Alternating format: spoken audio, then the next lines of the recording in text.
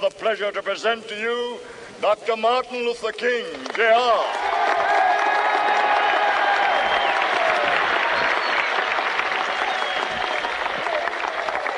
I am happy to join with you today in what will go down in history as the greatest demonstration for freedom in the history of our nation.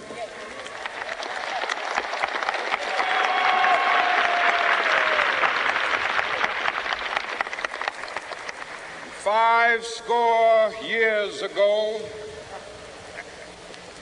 a great American in whose symbolic shadow we stand today signed the Emancipation Proclamation. This momentous decree came as a great beacon light of hope to millions of Negro slaves who had been seared in the flames of withering injustice. It came as a joyous daybreak to end the long night of their captivity. But 100 years later,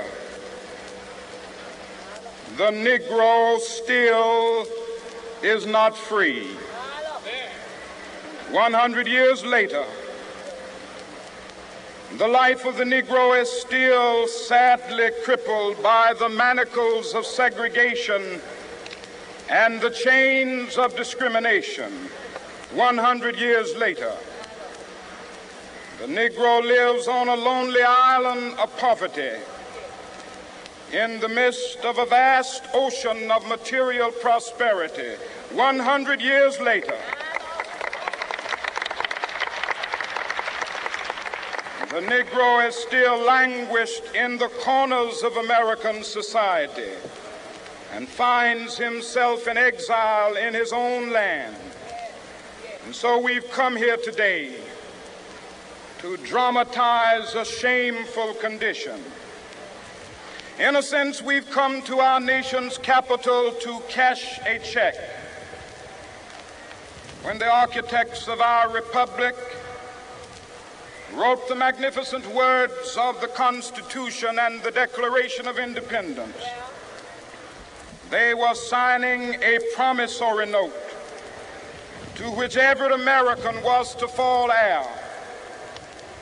This note was a promise that all men, yes, black men as well as white men, would be guaranteed the unalienable rights of life, liberty, and the pursuit of happiness.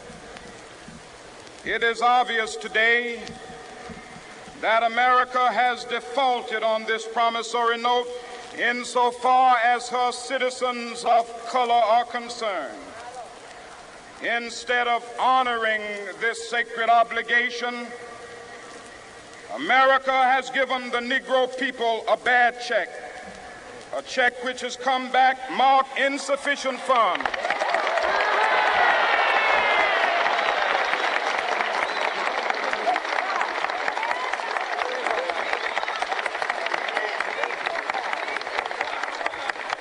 But we refuse to believe that the Bank of Justice is bankrupt.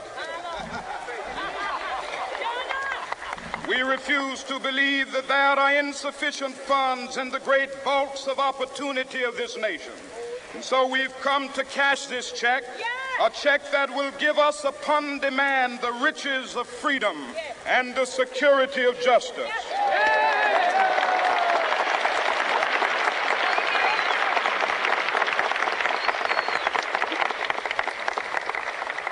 We have also come to this hallowed spot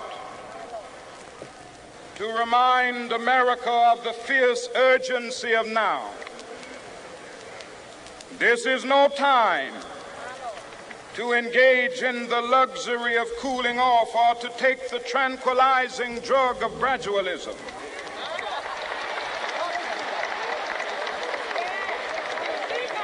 Now is the time to make real the promises of democracy. Now is the time to rise from the dark and desolate valley of segregation to the sunlit path of racial justice. Now is the time to lift our nation from the quicksands of racial injustice to the solid rock of brotherhood. Now is the time to make justice a reality for all of God's children. It would be fatal for the nation to overlook the urgency of the moment. This sweltering summit of the Negro's legitimate discontent will not pass until that is an invigorating autumn of freedom and equality. 1963 is not an end, but a beginning. Those who hope that the Negro needed to blow off steam and will now be content will have a rude awakening if the nation returns to business as usual.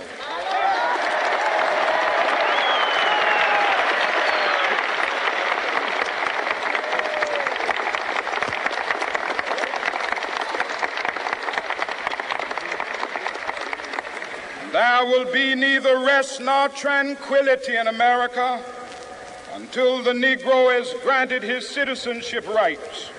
The whirlwinds of revolt will continue to shake the foundations of our nation until the bright day of justice emerges.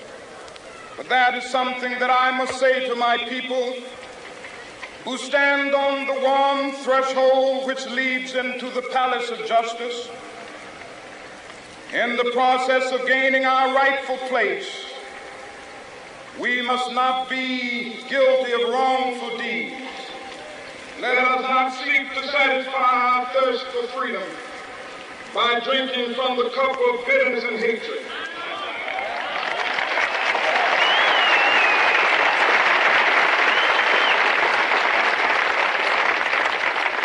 We must forever conduct our struggle on the high plane of dignity and discipline.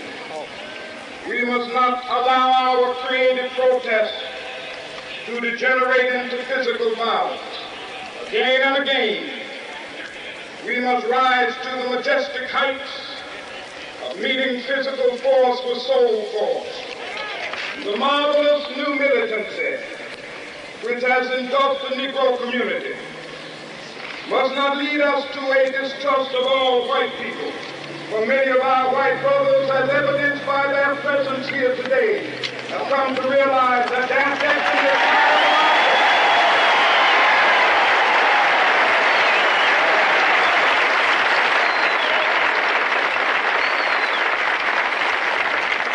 They have come to realize that their freedom is inextricably bound to our freedom. We cannot walk alone. As we walk, we must make the pledge that we shall always march ahead. We cannot turn back. There are those who are asking the devotees of civil rights, when will you be satisfied? We can never be satisfied as long as the Negro is the victim of the unspeakable horrors of police brutality. We can never be satisfied as long as our body is heavy with the fatigue of travel, cannot gain lodging in the motels of the highways and the hotels of the city.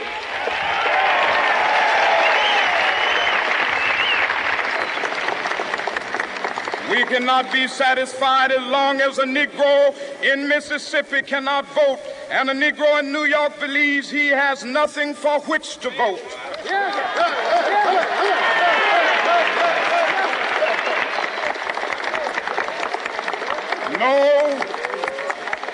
No, we are not satisfied, and we will not be satisfied until justice rolls down like waters and righteousness like a mighty stream.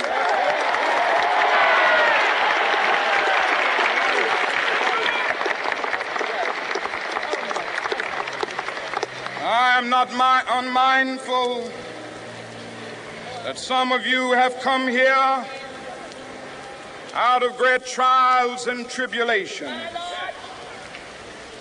Some of you have come fresh from narrow jail cells. Some of you have come from areas where your quest for freedom left you battered by the storms of persecution and staggered by the winds of police brutality. You have been the veterans of creative suffering. Continue to work with the faith that unearned suffering is redemptive. Go back to Mississippi. Go back to Alabama. Go back to South Carolina. Go back to Georgia. Go back to Louisiana. Go back to the slums and ghettos of our northern cities, knowing that somehow this situation can and will be changed. Let us not wallow in the valley of despair. I say to you today, my friends,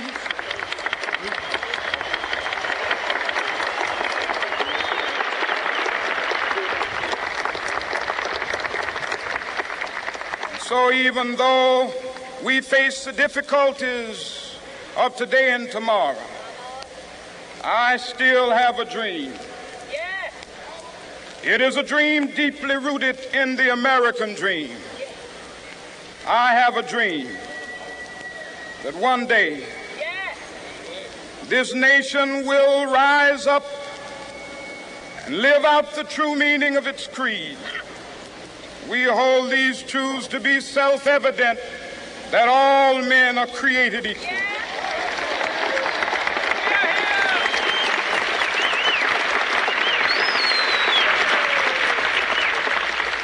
I have a dream that one day on the red hills of Georgia, the sons of former slaves and the sons of former slave owners will be able to sit down together at the table of brotherhood. I have a dream that one day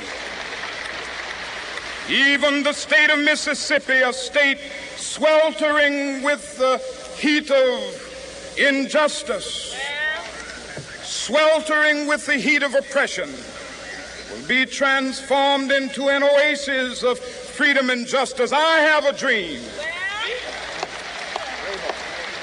that my 4 little children will one day live in a nation where they will not be judged by the color of their skin, but by the content of their character. I have a dream today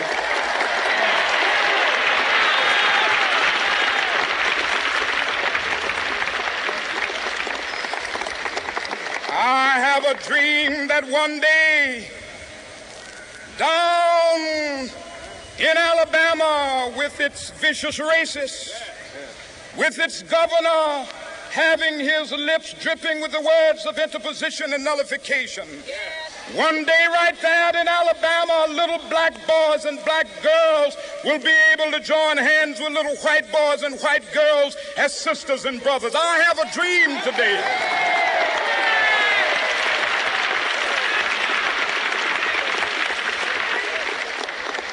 I have a dream that one day every valley shall be exalted, and every hill and mountain shall be made low. The rough places will be made plain, and the crooked places will be made straight. And the glory of the Lord shall be revealed, and all flesh shall see it together. This is our hope. This is a faith that I go back to the South with. With this faith, we will be able to hew out of the mountain of despair a stone of hope. With this faith, we will be able to transform the jangling discords of our nation into a beautiful symphony of brotherhood. With this faith, we will be able to work together, to pray together, to struggle together, to go to jail together, to stand up for freedom together, knowing that we will be free one day. This will be the day. This will be the day when all of God's children will be able to sing with new meaning, "My country, tears of thee. Sweet land of liberty, of thee I sing. Land where my fathers died, land of the pilgrim's pride. From every mountainside, let freedom ring. And if America is to be a great nation, this must become true. And so let freedom ring from the prodigious hilltops of New Hampshire. Let freedom ring from the mighty mountains of New York.